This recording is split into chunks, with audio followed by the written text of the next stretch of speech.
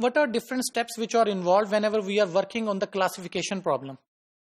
Data को जब हम डिफरेंट क्लासेस में मैप करना चाह रहे हैं, डिफरेंट क्लासेस असाइन करना चाह रहे हैं, तो हमें किन स्टेप से गुजरना पड़ता है? There are basically 2 steps. First one is model construction, कि हमारे पास जो ट्रेनिंग डाटा है उसकी मदद से हम एक मॉडल बनाएंगे. और सेकेंड स्टेप क्या है? वो है डाटा का यूजेज या मॉडल का यूजेज. यानी कि जो हमने पहले स्टेप में मॉडल जनरेट किया है, उस मॉडल की मदद से हम अननोन अनसीन डाटा को कैटेगराइज कर सकें, क्लासीफाई कर सकें. That is our second step. अब यहाँ पे हमने फेजेस के जो स्टेप्स की थोड़ा सा एक्सप्लेनेशन की है, वो कुछ इस तरह है. अच्छा, यहाँ पे एक मैं बताना जरूरी समझता हूँ, क्योंकि हम अभी तक इस सारे चीजों को एज अ डेटाबेस ले रहे हैं. डेटाबेस से मुराद क्या है? जहाँ पे हमारे पास कुछ ट्रांजेक्शन होती हैं और उन ट्रांजेक्शन के अंदर कुछ वैल्यूज पड़ी होती हैं. तो इसलिए मैंने यहाँ पे टप्पल की एग्जांपल ली है. टप्पल बेसिकली क्या है? हमारे पास रो ऑफ आवर डीबी है, कि जो हमारे पास डेटाबेस है उसमें जो रो मौजूद है उसे हम टप्पल कह रहे हैं. तो हम कहते हैं कि each tuple sample is assume to belong to a predefined class. यानी कि हम ये कहते हैं कि जो भी हमारे पास टप्पल है, रो है, उसकी एक स्पेसिफिक क्लास है. इसकी एग्जांपल मैं अभी आगे चलकर दूंगा. अच्छा, that set of tuple used for model construction is training set. जैसे मैं कहता हूँ कि यार हमारे पास first row, second row, third row, fourth row, ये जो है लेट्स से क्लास ए को शो करती हैं.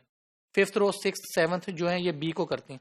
तो ये जो सारा टपल्स मिल रहा है, ये सारी की सारी 1 से 7 तक, ये सब कंबाइन होकर ट्रेनिंग सेट को बता रही हैं.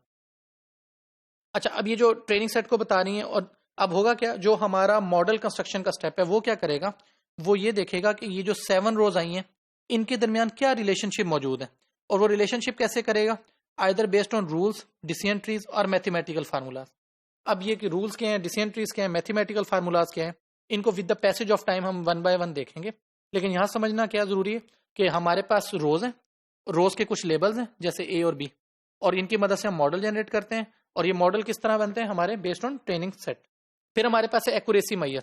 एक्यूरेसी मैयर से मुराद क्या है? कि जो हमने मॉडल बनाया है और फिर हम उस मॉडल को टेस्टिंग डाटा पे चेक करेंगे तो हमारे रिजल्ट्स की एक्यूरेसी क्या आ रही है, यानी कितने % हमारा जो डाटा सेट है वो करेक्टली आइडेंटिफाई करता है मॉडल को. जैसे लेट्स से मैंने अभी एग्जांपल ली थी कि फर्स्ट 4 रोज जो थी ए की और फर्स्ट नेक्स्ट 3 रोज जो थी वो बी की थी. तो अगर हम 8th रो लेते हैं और अगर हमें पता है कि उसकी एक्चुअल वैल्यू जो है वो बी है, तो क्या हमारा मॉडल बी ही प्रेडिक्ट करता है या वो ए प्रेडिक्ट कर देता है? तो ये एक्यूरेसी के अंडर आती है.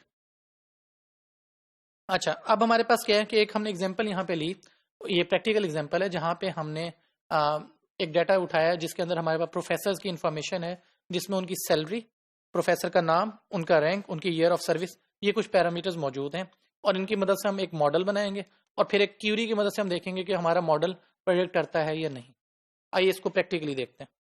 लेट्स से ये हमारे पास ट्रेनिंग डाटा है. अच्छा, यहाँ पे हमने जो ट्रेनिंग डाटा दिया है इसके अंदर हमारे पास एक ये डीबी है और जिसमें हम 4 हमारे पास कॉलम्स हैं, name, rank, years and then the label is tenured.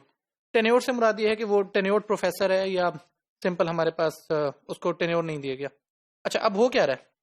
यहाँ पे 3 पैरामीटर्स हैं, नाम, माइक, रैंक उसका असिस्टेंट प्रोफेसर, ईयर्स और एक्सपीरियंस उसका कितने साल का है. Similarly Mary, associate professor, assistant professor, year 7, फिर 2, 7, 6, 3. अब क्या हुआ कि जो नाम है इसकी बेस पे शायद क्लासीफाई करना कि कोई बंदा टेन्योर्ड है या नहीं शायद टफ है. किस चीज पे हम कर सकते हैं? या तो हम रैंक की बेस पे या ईयर्स की बेस पे. अच्छा, अब होगा क्या कि यहां से हमने ट्रेनिंग डाटा लिया और इसे हमने अपने क्लासिफिकेशन एल्गोरिथम में फेंका. अब ये हो सकता है एसवीएम हो, डिसीजन ट्री हो और वट एवर, हम देख लेंगे इनको कि क्या है.